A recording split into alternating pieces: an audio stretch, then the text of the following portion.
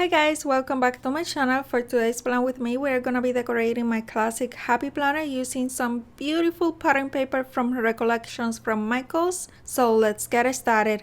And this particular paper pad is called the Red and White Christmas. It is a 6 by 6 inches paper pad, again from the brand Recollections from Michaels. And here I just wanted to quickly show you a shaker dashboard that I created for my mini happy planner using some of these papers along with other supplies. And I have a tutorial for a shaker dashboard like this one in my channel. I will link it in this video for you to check out if you haven't. And this paper pad features some silver foil, but it also have a few pages with red foil, which I think is beautiful for the holidays season. There are 2 pages of each design, and 2 of the designs include some little cards that you can use as journaling cards or just as deco boxes for your spread. And as you might guess from my intro, I was planning on using the Happy Planner box sponge, but at the end I ended up not doing that. I wanted to do something different for this spread, so I originally thought I wanted to create some ornaments, but also some Christmas presents with the boxes. Anyhow, you will see that I ended up doing only the ornaments and I really like how it turned out. So today I will show you how I made those. And for that, I used my C6 die cutting machine that you can see in the video right now, along with some dies also from C6. But you can use any circular die that you may have, or even any regular circular paper punch. The reason why I ended up using the dies instead of my circular paper punches is because I didn't have paper punches in the sizes that I wanted to use them, because I wanted 2 different sizes to make it a little more interesting and dynamic, although you can totally use only 1 size for all of the ornaments. But I personally wanted to use 2 different sizes in my spread today, and because I already have my C6 Big Shot machine and the dies in the right sizes, I decided to just go for that. And in case you're wondering, my smallest circle is 1 1/4 inches and my biggest circle is 1 5/8 of an inch.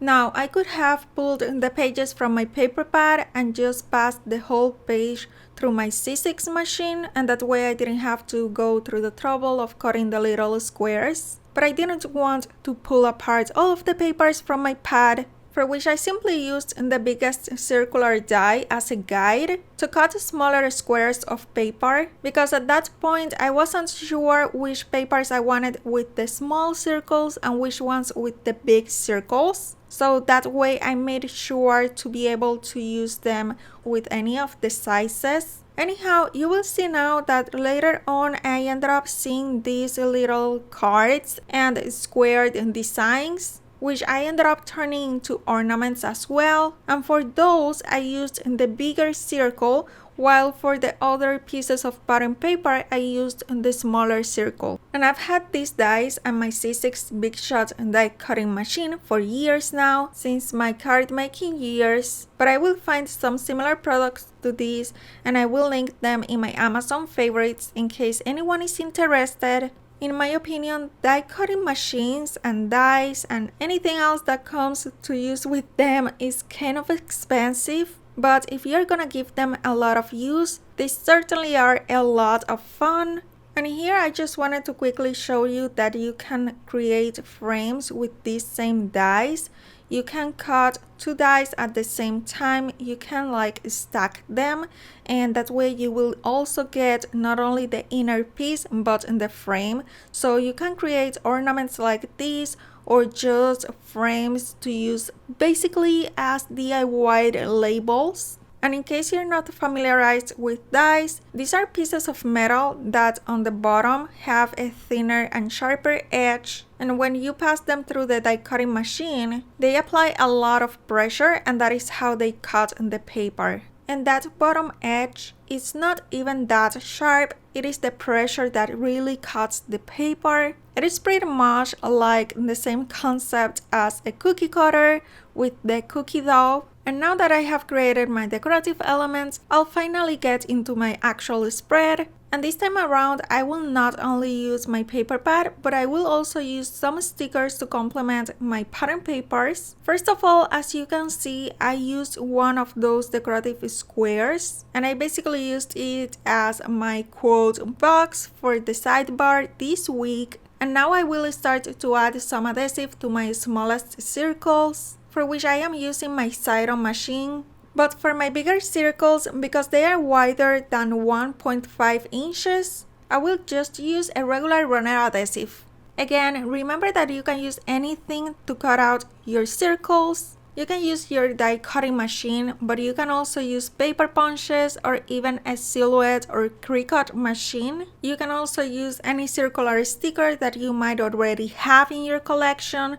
The Happy Planner always have a lot of circular stickers in their sticker books, so you can transform any circular sticker, either a label sticker or a quote sticker, into an ornament like these ones. And as you saw earlier, I started placing some stickers from the Homebody Seasons sticker book from the Happy Planner because I wanted to hang all of my ornaments from those pine leaves. But then I decided that I wanted to draw the strings to the ornaments first because the leaves that I was going to use are on clear sticker paper. So I preferred to draw the strings all the way to the top of the leaves from behind. And I hope you know what I mean, but if not, you will see it in a bit. And for these purposes, I decided to stick all of the ornaments before placing all of the leaves in my planner pages. As you might notice, I am placing them in groups of 2 or 3 mostly, because I think they look better that way, and I am mixing both sizes together, meaning that in every little group of ornaments, I have both the small and the bigger size. And that adds more interest to the spread, but again, if you only have one size of a circle punch or anything like that,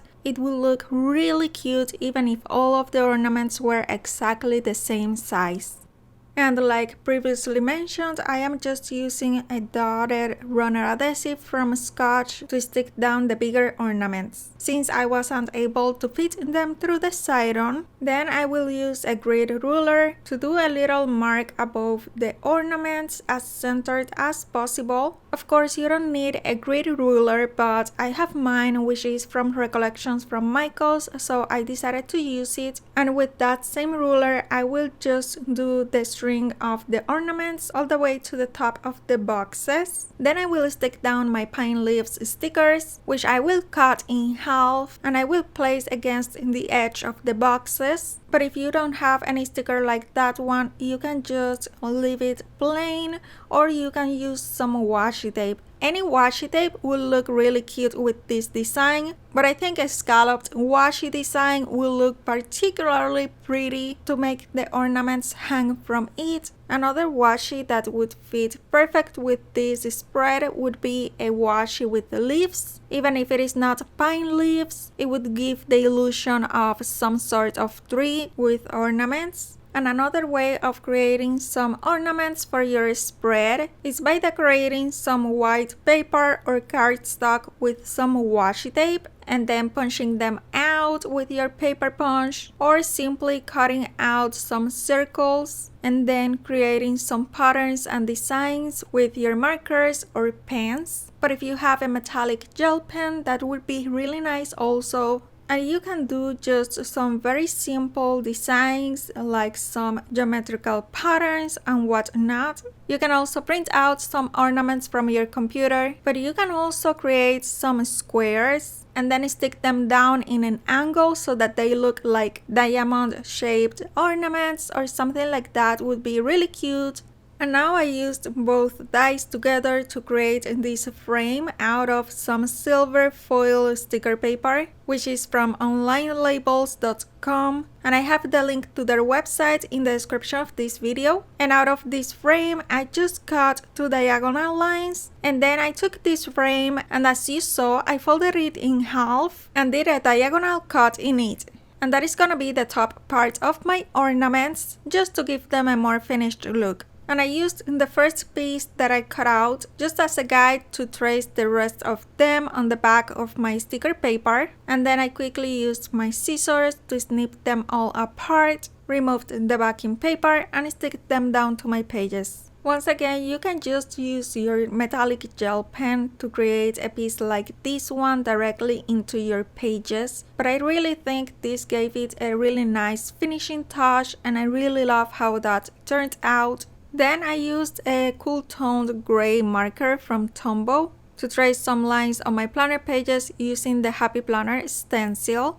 And in this paper pad, there were a couple of pages that included some small flags. So I decided to go for those and I cut them out with my scissors. I made them a little shorter than they originally were, and then I stick them down with some adhesive. As you can see in here, I also added some glitter silver washi tape to the edges of the holes, and then I repunched my pages with my Happy Planner hole punch. This rather simple spread took me some time, so I just left it like that. Mostly because I wanted to have the plan with me ready on time, but later on, depending on how I feel about it, I might end up adding some stars, just like in our last plan with me with our December monthly spread, which I will link here at the end of this video for you to check out if you missed it. But go ahead and give me a follow on Instagram if you want to see how this spread turns out after the pen also. And remember to give me a thumbs up if you enjoyed these pattern paper spreads. Thanks so much for watching. I hope you continue enjoying your Thanksgiving Day, and until next time, take care and stay safe. Bye!